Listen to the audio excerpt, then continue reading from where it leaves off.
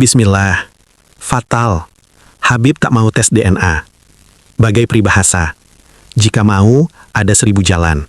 Jika tidak mau, ada 1000 alasan. Benar cucunya Nabi Muhammad, yuk kita tes DNA. Nggak perlu. Alawi itu sudah menjadi cucunya Nabi Muhammad dengan isbatnya masyarakat. Tanpa perlu tes DNA pun, mereka sudah paham ini adalah cucunya Nabi Muhammad. Para Habib ketakutan tes DNA.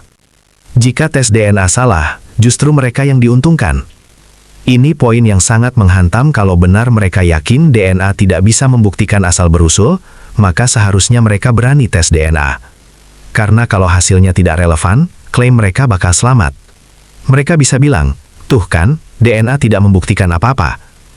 Tapi kenyataannya, mereka takut hasilnya justru bertentangan. Dan ketakutan itu tidak muncul tanpa alasan. Nasab Rasul bukan warisan politik. Masalah besar hari ini adalah nasab dijadikan identitas sosial, nasab dijadikan modal dakwah, nasab dijadikan tameng kritik, padahal nasab Rasulullah bukan jabatan. Nasab Rasulullah bukan merek. Nasab Rasulullah bukan privilege. Kalau seseorang benar-benar cinta Rasul, dia akan menjaga kemurnian nasab. Dia akan membersihkan keraguan, bukan memelihara abu-abu. Lalu tidak mau tes DNA. Jangan marah kalau diragukan. Ini kesimpulan logis loh. Di dunia rasional, klaim luar biasa, itu butuh bukti yang luar biasa.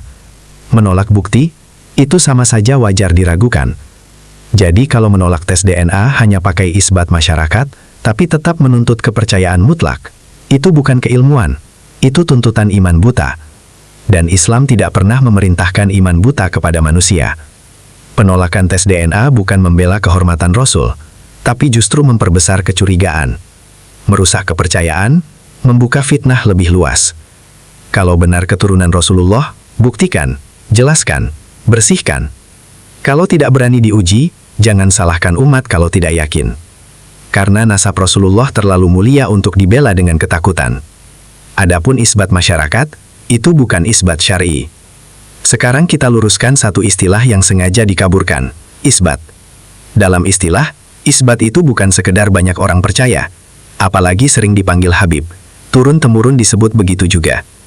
Isbat syar'i itu ada unsurnya, sanad nasab yang jelas, sumber yang bisa diverifikasi, konsistensi antar dokumen, tidak bertentangan dengan fakta sejarah.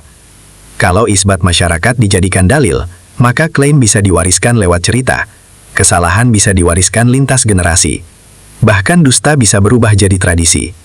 Padahal ulama sangat keras terhadap nasab yang hanya berbasis cerita. Sejarah membuktikan banyak nasab palsu. Ini fakta sejarah, bukan fitnah. Dalam sejarah Islam, banyak penguasa memalsukan nasab. Banyak kelompok mengklaim keturunan Rasul. Bahkan ada yang mengaku Imam Mahdi. Semua itu awalnya diterima masyarakat, tapi akhirnya runtuh ketika diuji. Artinya apa? Penerimaan masyarakat bukan jaminan kebenaran. Justru karena sejarah penuh pemalsuan, umat berhak skeptis. Bagian ke-10, logika terbalik yang dipakai klaim Ba'alwi. Kita perhatikan baik-baik logika orang-orang Ba'alwi ini. Karena kami sudah diakui masyarakat, maka tidak perlu diuji. Ini logika terbalik. Logika sehat seharusnya begini, karena klaim ini besar dan ramai, maka harus diuji. Semakin besar klaim, semakin besar tanggung jawab pembuktian. Kalau klaim kecil, cukup testimoni. Kalau klaim besar, testimoni tidak cukup. Tamatlah riwayat para Habib klan Ba'alwi yang mengaku zuriat asli Nabi Muhammad Shallallahu Alaihi Wasallam, tanpa bukti yang valid, tanpa bukti syar'i, dan tanpa bukti genetika. Runtuhlah. Bagaimana para mukibin akut? Masih tetap percaya para Habib adalah zuriat Nabi? Jangan buta mata dan buta hati. Terima kasih atas waktunya. Jangan lupa like and subscribe. Semoga Allah selalu memberikan hidayah dan taufik kepada kita semua. Amin. Alhamdulillah.